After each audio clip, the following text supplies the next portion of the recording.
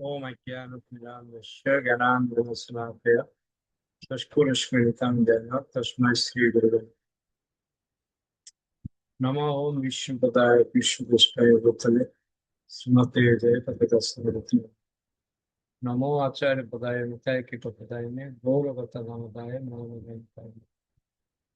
नमो ओम विष्णुपदाय विष्णुपुष्पाय भूतले श्रीमते भक्तिवेदांत स्वामिनिति नमः।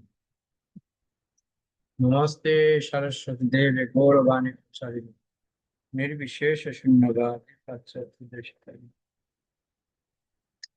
गुरुवे गौरचन्द्राय राधिकाय तदालये कृष्णाय कृष्णभक्ताय तद्भक्ताय हरे कृष्ण। শরীর আপনি পড়ুন। হরে কৃষ্ণ প্রভু প্রণাম। মায়াপুর 23শে মার্চ 1975। সেই বছর গৌর পূর্ণিমা মহোৎসবে সারা পৃথিবীর বিভিন্ন প্রান্ত থেকে প্রায় 500 ভক্ত এসেছিল এবং শিল প্রভুপাদ শস্যক্ষেত্রের মধ্য দিয়ে প্রাতভ্রমণ করার সময়, রাধা মাধব মন্দিরে প্রবেশ করার সময় অথবা শ্রী চৈতন্য চরিতামৃত থেকে পাঠ করার সময় সর্বক্ষণেই ছিলেন মুখ্য আকর্ষণ। প্রতিদিন সকালে ক্লাসে ভাষণের পর তিনি শিষ্য পরিবৃত হয়ে মন্দির পরিক্রমা করতেন। বিগ্রহ বেদির দুপাশে সিলিং থেকে ঝোলানো ছিল দুটি বড় বড় ঘণ্টা এবং শিল প্রভুপাদ বিগ্রহ পরিক্রমা করার সময় সেই ঘণ্টার দড়ি ধরে কয়েকবার সেটি বাজাতেন আর ভক্তরা তখন তাকে ঘিরে প্রবলভাবে কীর্তন করত। হরে কৃষ্ণ মহামন্ত্র কীর্তন করতে করতে ভক্তরা তখন প্রবলভাবে নৃত্য করত। গভীর তৃপ্তির হাসিতে উদ্ভাসিত হয়ে শিল প্রভুপাদ শ্রী বিগ্রহের সামনে দিয়ে হেঁটে গিয়ে অন্য ঘণ্টাটির দড়ি ধরে আবার জোরে জোরে বাজাতেন। এইভাবে প্রায় 6 বার প্রদক্ষিণ করার পর তিনি মন্দির ত্যাগ করতেন আর আকাশ বাতাস মুখরিত করে ভক্তরা কীর্তন করতে থাকত। সকালের উজ্জ্বল সূর্যলোকে মন্দির থেকে বেরিয়ে এসে তিনি প্রশস্ত সিঁড়ি বেয়ে ঘরে ফিরে যেতেন। গভর্নিং বডি কমিশনের বাৎসরিক সভা শিল প্রভুপাদ পুনরায় পর্যবেক্ষণ করেছিলেন এবং ব্যক্তিগতভাবে তাদের সিদ্ধান্তগুলি অনুমোদন করেছিলেন অথবা সংশোধন করেছিলেন। ইস্কন সত্যি বর্ধিত হচ্ছিল, কিন্তু প্রভুপাদ যে কথা তার এক বন্ধু মাদ্রাজের বয়স্ক গোপালাচার্যকে বলেছিলেন, শ্রীকৃষ্ণ এবং শ্রীকৃষ্ণের প্রতিষ্ঠান অভিন্ন। ভক্তরা যদি শ্রীকৃষ্ণের প্রতিষ্ঠানের কথা চিন্তা করে তাহলে তারা কখনই শ্রীকৃষ্ণকে ভুলে যাবে না। প্রতি বছর ভারতে গৌর পূর্ণিমা মহোৎসবে ভক্তদের অংশগ্রহণ করতে নির্দেশ দিয়ে শিল প্রভুপাদ তার অপ্রাকৃত প্রতিষ্ঠান ইস্কনের অপ্রাকৃত ভিত্তি সুদৃঢ় করেছিলেন। এইভাবে তার শিষ্যদের সংঘবদ্ধ করার জন্যই তিনি মায়াপুর, বৃন্দাবন আদি ধামে ইস্কনের কেন্দ্র প্রতিষ্ঠা করার জন্য এত প্রবলভাবে সংগ্রাম করেছিলেন। মায়াপুর এবং বৃন্দাবনের পবিত্র আশ্রয় তিনি তার প্রতিটি অনুগামীর কাছে প্রসারিত করতে চেয়েছিলেন, বর্তমানে এবং ভবিষ্যতে। ধীরে ধীরে সেই পরিকল্পনা বাস্তবায়িত হচ্ছিল। শ্রী চৈতন্য মহাপ্রভুর আন্দোলনের প্রভাবে সমস্ত পৃথিবী রক্ষা পাচ্ছিল। বৃন্দাবন 16 এপ্রিল। শিল প্রভুপাদ যখন অবশেষে কৃষ্ণ বলরাম মন্দির উদ্বোধনের জন্য উপস্থিত হলেন, তখন মন্দিরের উপর 3টি সুউচ্চ গম্বুজ দর্শন করে তিনি আনন্দ উচ্ছল বিস্ময় প্রকাশ করেছিলেন। গম্বুজ 3টি তৈরি হয়েছিল 8 মাসের মধ্যে। গতবার সেখান থেকে তার চলে যাওয়ার পর চারতলা আন্তর্জাতিক অতিথিশালাটিও তার অনুপস্থিতি তৈরি হয়েছিল। সুরভি দিনরাত কাজের পর্যবেক্ষণ করেছে যাতে যথাসময়ে সবকিছু তৈরি হয়। মধ্যিখানে সুউচ্চ গম্বুজটি এবং তার দুপাশে দুটি গম্বুজ মন্দিরের 3টি বিগ্রহ বেদির উপর অবস্থিত ছিল এবং তাদের আকৃতি ছিল অপূর্ব। তাদের সেই অপূর্ব সুন্দর আকৃতি মনকে স্বাভাবিকভাবে ঊর্ধ্বগামী করে জড়জগতের অতি চিন্ময় অস্তিত্ব উন্নীত করত। সেই গম্বুজগুলির সৌন্দর্য এবং শক্তি মনে করিয়ে দিত যে তার নিচে রয়েছে পরমেশ্বর ভগবানের সেই বিগ্রহ। মন্দিরের উদ্দেশ্য হচ্ছে মানুষকে জ্ঞানের আলো প্রদান করা, অজ্ঞান অন্ধকার দূর করা এবং সেই গম্বুজগুলি অপূর্ব সুন্দরভাবে সেই উদ্দেশ্য ব্যক্ত করছিল। কয়েক মাইল দূর থেকে তাদের দেখা যেত যেন বৃন্দাবনের দৃশ্যাবলীর মধ্যে শ্রী শ্রী কৃষ্ণ বলরামের আরাধনার মাহাত্ম্য প্রকাশ করে তারা বিরাজ করছে। প্রতিটি গম্বুজের উপরে ছিল 3টি গোলক, নিম্ন, মধ্য এবং ঊর্ধ্বলোকের প্রতীক। সমন্বিত একটি তামার কলস এবং তার উপর পরমেশ্বর ভগবান শ্রীবিষ্ণুর সুদর্শন চক্র। সুদর্শন চক্র শ্রীকৃষ্ণ থেকে অভিন্ন এবং মন্দিরের উপর এই মহিমামণ্ডিত প্রতীকটি দর্শন করার ফলে ভক্তরা তৃপ্ত এবং আশ্বস্ত বোধ করেন। অতিথিরা পর্যন্ত তা দেখে শ্রদ্ধা এবং বিস্ময়ে অভিভূত না হয়ে পারত না। সুদর্শন চক্রের উপরে ছিল তামার বিজয় পতাকা। ঘুরে ঘুরে মন্দিরের কাজ দেখতে দেখতে তিনি বারবার গম্বুজগুলির দিকে তাকাতে থাকেন। তিনি বললেন, ও, এই গম্বুজগুলি খুব সুন্দর হয়েছে, তোমাদের কি মনে হয়? ভক্তদের দিকে তাকিয়ে তিনি জিজ্ঞাসা করেন। ওগুলো অপূর্ব সুন্দর, ভক্তরা বলে ওঠেন। হ্যাঁ, শ্রীল প্রভুপাদ হেসে বলেন, সবকিছু দেখেই বোঝা যাচ্ছে সুরভি কি সুন্দরভাবে কাজ করেছে। প্রভুপাদ সুরভির দিকে তাকান, যে গত কয়েক সপ্তাহে খুব অল্পক্ষণের জন্য কেবল ঘুমোতে পেরেছে। কিন্তু আমি সেই কথা বলতে পারি না, আমি কেবল তোমার সমালোচনা করছি, কেননা সেটি হচ্ছে আমার কাজ। আমার কাজই হচ্ছে সর্বক্ষণ শিষ্যের সমালোচনা করা। বাৎসরিক ভারত তীর্থযাত্রার অঙ্গ হিসেবে বৃন্দাবন মন্দিরের উদ্বোধনে পৃথিবীর বিভিন্ন ইস্কন কেন্দ্র থেকে প্রায় 600 ভক্ত এসেছিল।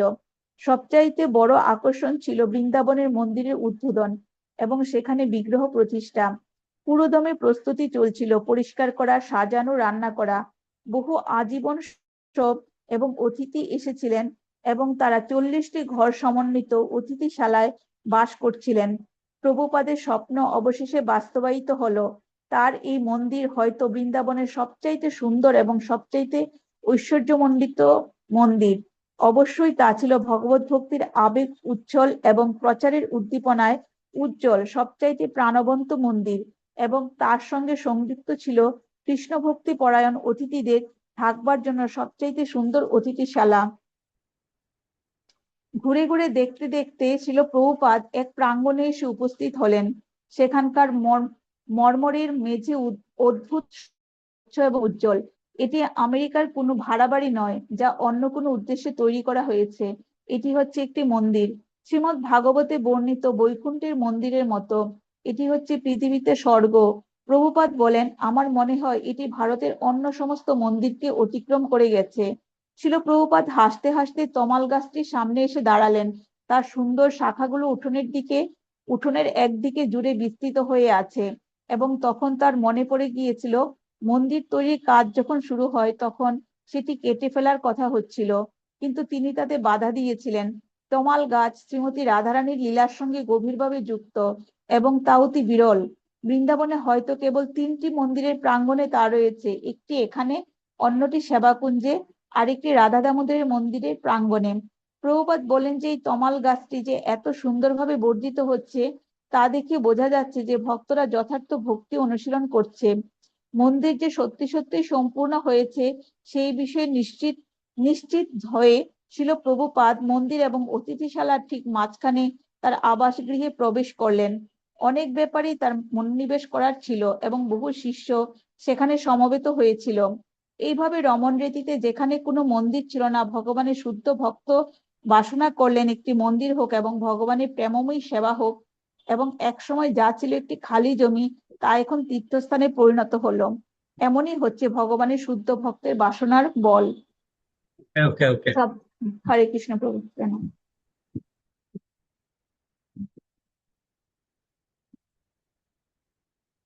আমরা দেখতে পাই ভক্ত যা অনুশাসন করে ভগবান সেটা পূর্ণ করে।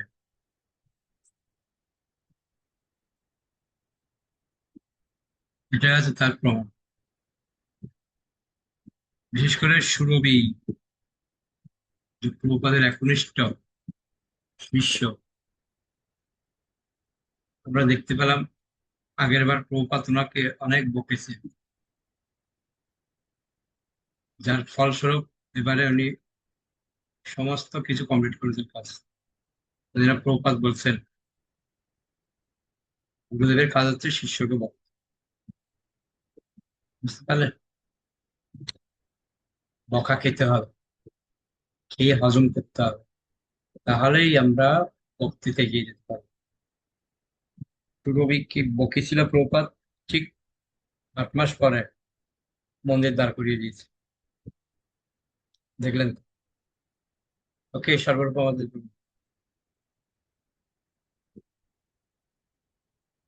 হরে কৃষ্ণ প্রভু প্রণাম। সপ্তম অধ্যায় দুই জগতের সমন্বয়। স্থান প্লাকিস্কুল, 5ই জুলাই 1970। শিল প্রভুপাদ 1970 সালে স্থান প্লাকিস্কুল রথযাত্রায় উপস্থিত ছিলেন। সেদিনটি ছিল ঠান্ডা এবং প্রবল বেগে হাওয়া বইছিল, কিন্তু তা সত্ত্বেও গোল্ডেন গেট পার্কের মধ্য দিয়ে শ্রী জগন্নাথ দেবের রথযাত্রার প্রায় 10,000 লোক যোগদান করেছিল। সেই শোভাযাত্রায় হাজার হাজার লোকের সঙ্গে শ্রীল প্রভুপাদ নেচেছিলেন। সমুদ্র তটের সন্নিকটে একটি অডিটোরিয়ামে এক বিরাট জনসমাবেশে ভাষণ দিয়েছিলেন, এবং তার শিষ্যরা যখন হাজার হাজার মানুষকে প্রসাদ বিতরণ করছিল, তখন তিনি তা দর্শন করেছিলেন। কিন্তু একজন ভক্ত যখন কৃষ্ণ দি supreme personality of god head ভোল 1 গ্রন্থটির গোটা ছয়েক অগ্রিম কপি নিয়ে উপস্থিত হয়, তখন ছিল প্রভুপাদ বিশেষভাবে প্রসন্ন হয়েছিলেন। ভক্ত এবং উৎসুক দর্শক পরিবৃত হয়েছিল প্রভুপাদ একটি বইয়ের পশ্চাৎপটে শ্রী শ্রী রাধাকৃষ্ণের রঙিন ছবিটি সপ্রশংস দৃষ্টিতে দেখেছিলেন। সেই খণ্ডটি ছিল আয়তনে বেশ বড়, 7.5 ইঞ্চি চওড়া এবং 10.5 ইঞ্চি লম্বা, আর তার পশ্চাৎ আবরণ ছিল রূপালী রঙের, তাতে লাল অক্ষরে লেখা কৃষ্ণ ছিল। প্রভুপাদের করকমলে সেটি ছিল এক অপাকৃত বিষ্ণু। দর্শকেরা প্রায় প্রভুপাদের গা ঘেঁষে তার ঘাড়ের উপর দিয়ে উঁকি দিয়ে বইটি দেখছিল। শ্রীল প্রভুপাদ যখন হেসে সেই গ্রন্থটি খুলেন, তখন তারা তাদের বিস্ময় সংবরণ করতে পারেনি। তিনি প্রতিটি ছবি পুঙ্খানুপুঙ্খভাবে দেখেন, ছাপা দেখেন, কাগজ দেখেন এবং কিভাবে বাঁধানো হয়েছে তা পরীক্ষা করে দেখেন। খুব সুন্দর, তিনি বলেন। গভীর মনোযোগ সহকারে তিনি একটি পৃষ্ঠা পড়তে থাকেন। তারপর তিনি ঘোষণা করেন যে এই মূল্যবান গ্রন্থ কৃষ্ণ বইটি সবে প্রকাশিত হয়েছে এবং সকলের উচিত সেটি পড়া। একটি বই হাতে নিয়ে তিনি ঘোষণা করেন, কেউ যদি সেই গ্রন্থটি কিনতে চায় তাহলে এগিয়ে আসতে পারে। মানুষেরা ভিড় করে এসে দাঁড়ায় এবং $10 সহ অনেকগুলি হাত এগিয়ে আসে এবং একটি গ্রন্থ পাওয়ার জন্য আকুল অনুনয় শোনা যায়। প্রভুপাদ নিজের জন্য একটি কপিও না রেখে সবকটি বিক্রি করে দেন। সেই রথযাত্রা মহোৎসবে ভক্তদের কাছে সবচাইতে দর্শনীয় বস্তু ছিল শ্রীল প্রভুপাদের সেই গ্রন্থ বিতরণ। তারা দলে দলে সেই ক্রয় করা গ্রন্থগুলির উপর ঝুঁকে পড়ে শ্রীকৃষ্ণের লীলাসমূহ আলোচনা করতে থাকে এবং আমেরিকা মানুষদের উপর তা যে কি রকম প্রভাব বিস্তার করবে তা আলোচনা করতে থাকে।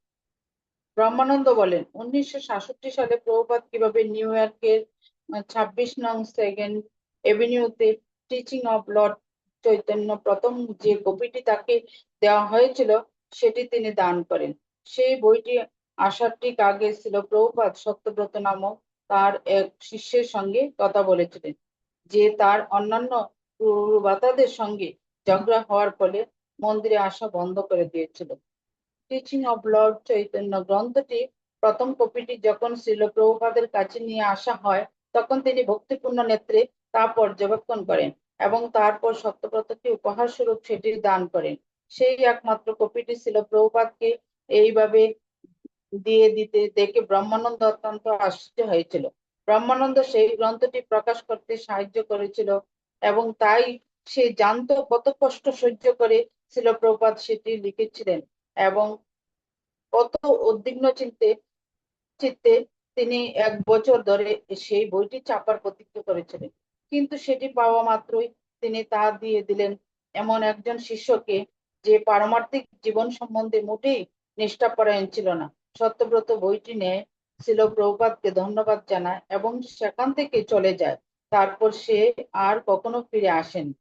শ্রীল প্রভুপাদ যদিও চেয়েছিলেন যে কৃষ্ণ ভাবনার গ্রন্থ বিতরণে তার শিষ্যরাও যেন তার মতোই আগ্রহী হয়, কিন্তু তবুও কেউই জানতো না যে কিভাবে তা করা যায়। ম্যাগাজিন বিতরণ করে অল্প কিছু দান ভিক্ষা করা ছিল এক কথা, কিন্তু বড় বাঁধানো বই 1966 সালের এপ্রিল মাসে যখন সমস্ত টিচিং অফ লর্ড চৈতন্য গ্রন্থগুলি নিউ ইয়র্কে এসে পৌঁছায়, তখন ভক্তরা একটি ট্রাক ভাড়া করে ডক থেকে সেই বইগুলি 26 নং সেকেন্ড এভিনিউতে নিয়ে আসে। তারপর তারা সেই বইগুলি Los Angeles, San Francisco Boston, Montreal এবং ইস্কনের অন্যান্য কেন্দ্রগুলিতে পাঠায়, কিন্তু সেগুলি সেখানেই থেকে যায়। কয়েকজন ভক্ত বিভিন্ন পত্র পত্রিকায় বিজ্ঞাপন দেওয়ার চেষ্টা করেছিল এবং বইয়ের দোকানে বইগুলি রেখে এসেছিল বিক্রি হলে দাম দেওয়ার শর্তে, কিন্তু বইগুলি বিক্রি হয়নি। কিভাবে যে এই বড় বাঁধানো বইগুলি বিক্রি করা যাবে তা ছিল একটি রহস্য, কিন্তু অবশেষে একটি উল্লেখযোগ্য ঘটনা ঘটল।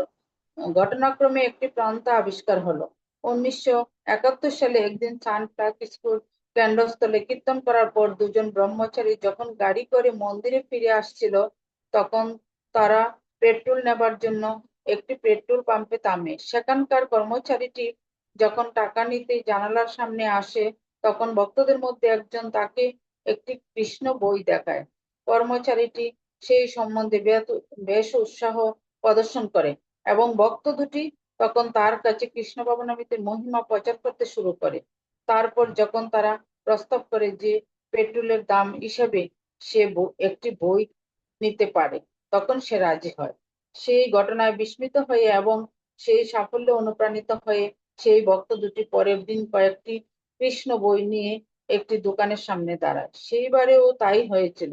এইবার তারা দুটি বই বিক্রি করেছিল। সান ফ্রান্সিসকো মন্দিরের প্রেসিডেন্ট কেশব তার ভাই লস অ্যাঞ্জেলেসের জিবিসি সেক্রেটারি করন্দকে ফোন করে। এটি একটি অলৌকিক ঘটনা। করন্দ তাকে অনুপ্রাণিত করেছিল তার সেই পরীক্ষা চালিয়ে যেতে এবং অচিরেই সান ফ্রান্সিসকো মন্দির থেকে জানা ছয়েক ভক্ত বাড়িতে বাড়িতে গিয়ে সেই বইগুলি বিক্রি করতে থাকে। বুদ্ধিমত্ত যখন দিনে 5টি করে বই বিক্রি করতে শুরু করে, তখন অন্যান্য মন্দিরের ভক্তরা, বিশেষ করে লস অ্যাঞ্জেলস, সান ডিয়েগো এবং ডেনভারের ভক্তরা তার দৃষ্টান্ত অনুসরণ করতে মনস্থ করে এবং যেই সেই চেষ্টায় ব্রতী হয়েছিল এবং একটি বই বিক্রি করেছিল, তাতে এই উত্তেজনায় পেয়ে বসেছিল। ছিল প্রভুপাদের গ্রন্থ বিতরণ করার এই অভিজ্ঞতার এক বিশেষ স্বাদ ছিল, যা ছিল যুবক সেলসম্যানের টাকা রোজগার করার এক নতুন বিক্রয় কৌশলের অভিজ্ঞতা থেকে ভিন্ন। সেই পার্থক্যটি হচ্ছে ভক্তদের এই গ্রন্থ বিতরণ কি ছিল পরমেশ্বর ভগবান শ্রীকৃষ্ণের প্রতি তাদের প্রেমময়ী সেবা, যার প্রভাবে তারা এক অপ্রাকৃত আনন্দ অনুভব করেছিল, যা এই জড়জগতের সর্বোত্তম সুখভোগের অনেক ঊর্ধ্বের বিষয়। সাধারণ ব্যবসা এবং কৃষ্ণ ভাবনাময় গ্রন্থ বিতরণের পার্থক্য ছিল জড়জীবন এবং পারমার্থিক জীবনের পার্থক্যের মতো।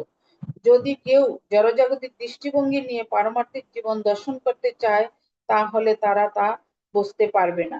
শ্রীল ভক্তি সিদ্ধান্ত সরস্বতী ঠাকুর জড় অভিজ্ঞতার মাধ্যমে কৃষ্ণ ভাবনামৃতের অপ্রাকৃত আনন্দকে জানার চেষ্টা মধুর বোতলের বাইরের দিকটা চাটার মাধ্যমে মধুর আস্বাদ গ্রহণ করার চেষ্টার সঙ্গে তুলনা করেছেন। যে সমস্ত ছেলেমেয়েরা আমেরিকায় গ্রন্থ বিতরণ শুরু করেছিল, তারা জানতো যে কৃষ্ণ ভাবনার অমৃত দান করার মাধ্যমে শ্রীল প্রভুপাদ তাদের নারকীয় জীবন থেকে উদ্ধার করেছেন এবং অন্যদেরও এই কৃষ্ণ ভাবনা অমৃত দান করতে তারা তাকে সাহায্য করেছিল। গ্রন্থ বিতরণের মাধ্যমে এই ধরনের প্রচার ছিল আনন্দময়, অপ্রাকৃত আনন্দময়। উনিশশো ওকে, ওকে, একাত্তর ওকে, ওকে। সালের মাঝে হরে কৃষ্ণ।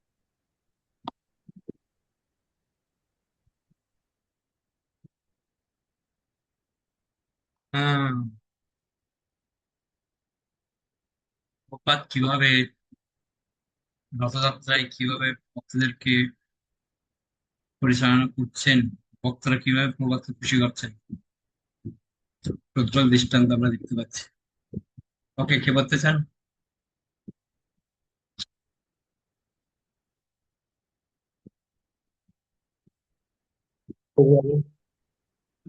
বলুন। হরে কৃষ্ণ। 1971 সালের মাঝামাঝি সময় মন্দিরগুলি প্রতি সপ্তাহে কয়েকশো কৃষ্ণ বই বিতরণ করেছিল। শিল প্রভুপাদের গ্রন্থ তহবিলের ম্যানেজার করণ বন্ধ শিল প্রভুপাদকে এবং তার প্রভুপাদকে এবং উত্তর আমেরিকার মন্দিরগুলি সংকীর্তন সমাচার পাঠাতে শুরু করেছিল। প্রতিটি মন্দিরের গ্রন্থ বিতরণের তালিকা সমন্বিত সেই সমাচারে ভক্তদের প্রতিযোগিতা উদ্বুদ্ধ করেছিল।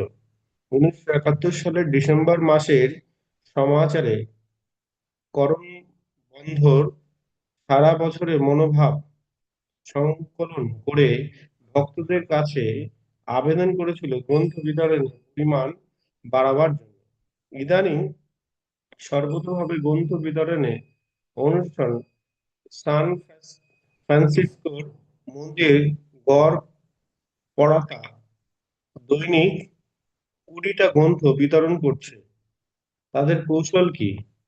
কেশববাবু বললেন, আমরা কেবল একটিকেই আমাদের মুখ্য কর্তব্য বলে গ্রহণ করেছি। আমাদের কৌশল হচ্ছে যে আমরা কেবল গ্রন্থ বিতরণ করতে চাই এবং যতদূর সম্ভব করবার চেষ্টা করছি। আমরা যেখানেই যাই আমাদের সঙ্গে ব্যাক টু গডহেড এবং কৃষ্ণ বই নিয়ে যাই। তিনি বললেন, নগর সংকীর্তন, দ্বারে দ্বারে স্বয়ং প্রিয়, কাপড় ধোয়ার দোকানে, সর্বত্রই আমরা যাই। গ্রন্থ বিতরণ বাড়াবার জন্য আমরা নানাভাবে চিন্তা করছি, কিন্তু আমরা অভিজ্ঞতার মাধ্যমে দেখছি যে ব্যক্তিগতভাবে বইগুলি নিয়ে দ্বারে দ্বারে গিয়ে পরমেশ্বর ভগবানের অহৈতুকী করুণা বিতরণ করবার প্রচেষ্টাটি হচ্ছে সবচাইতে বেশি কার্যকর। ভেবে দেখুন, ছিল প্রভুপাদের সব চাইতে প্রিয় কার্য এই গ্রন্থ বিতরণের জন্য আমরা দিনের মধ্যে কয়েক ঘন্টা সময় অতিবাহিত করি।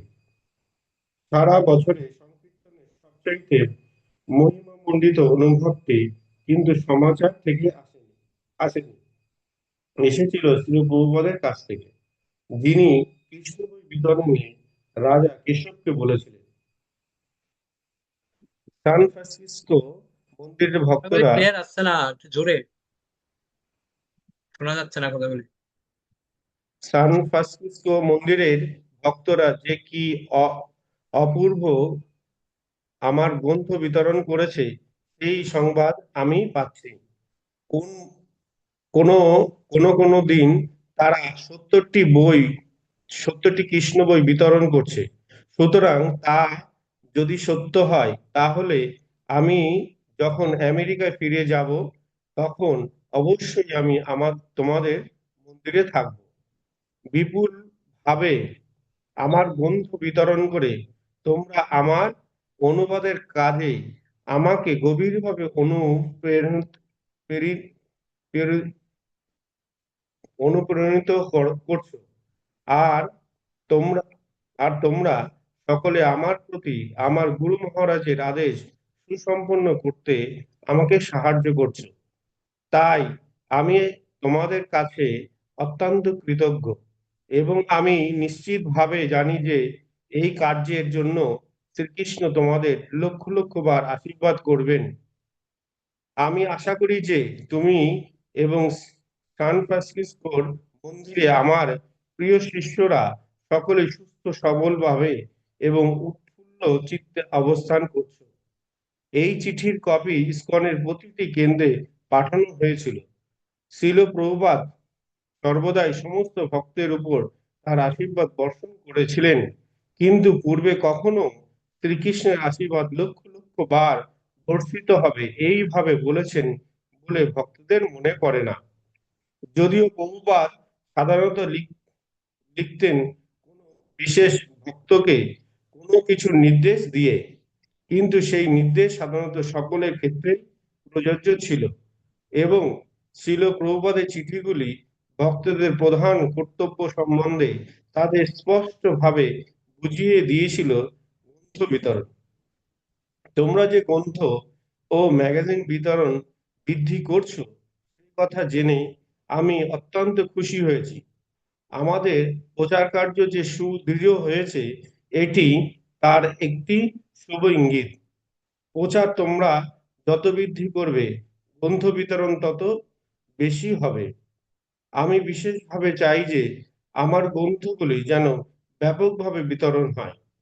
ছিল প্রভুপাদের আকাঙ্ক্ষা ছিল অপ্রাকৃত সাহিত্যের দ্বারা জড় সাহিত্যকে স্থানচ্যুত করা। তিনি বিবেচনা করেছিলেন অন্তত প্রতিটি গৃহে যেন একটি করে কৃষ্ণ ভাবনাময় গ্রন্থ থাকে, কারণ কেউ যদি কেবল তার একটি পৃষ্ঠাও করে, তা হলে তার জন্ম সার্থক করবার উদ্দেশ্য সে অগ্রসর হতে পারে।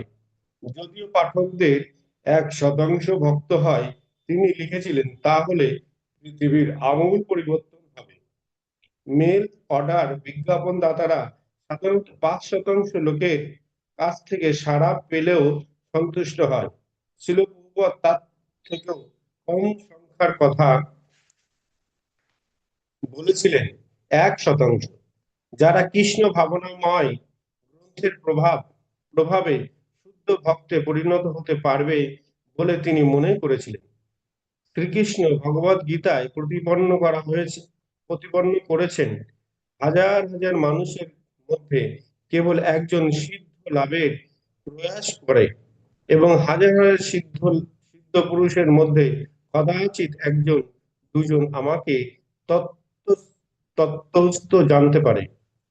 তাই পৃথিবীকে কৃষ্ণ ভাবনাময় করে তুলতে হবে, কোটি কোটি অপ্রাকৃত গ্রন্থ বিতরণ করতে হবে।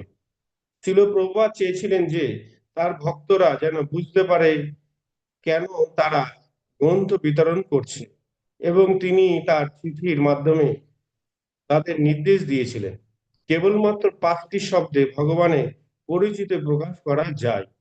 শ্রীকৃষ্ণ হচ্ছেন পরম ঈশ্বর ভগবান।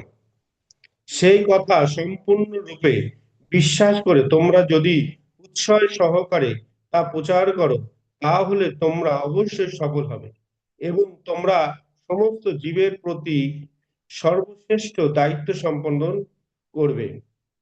তিনি জয়দৈত্যকে লিখেছিলেন, মায়ের অজ্ঞান অন্ধকার পরাভূত করবার সবচাইতে গুরুত্বপূর্ণ অস্ত্র হচ্ছে আমাদের গ্রন্থ এবং ম্যাগাজিন। আর আমরা এই সমস্ত গ্রন্থাবলী সারা পৃথিবী জুড়ে যত বেশি প্রকাশ করব এবং বিতরণ করব, ততই আমরা পৃথিবীকে ধ্বংসের হাত থেকে রক্ষা করতে পারব। জগদীশকে তিনি লিখেছিলেন, তোমার গ্রন্থ বিতরণ দেখে আমি অনুপ্রাণিত হয়েছি, কেননা তাতে প্রমাণিত হচ্ছে যে অধিক থেকে অধিকতর মানুষ যাতে আমাদের গ্রন্থাবলী পাঠ করে, সেই সম্বন্ধে সচেতন হওয়াকে তোমরা তোমাদের দায়িত্ব বলে মনে করছো। প্রকৃতপক্ষে আমাদের প্রচার কার্যের এটাই হচ্ছে সুদৃঢ় ভিত্তি। অন্য কোনো আন্দোলনের প্রচারে এই রকম প্রামাণিকতা নেই। আর কেউ যদি আমাদের কৃষ্ণ ভাবনামৃত দর্শন পাঠ করে, তাহলে সে পূর্ণরূপে প্রভাবিত না হয়ে পারে না। ওকে শিল ওকে ওকে প্রভুপাদ ওকে ওকে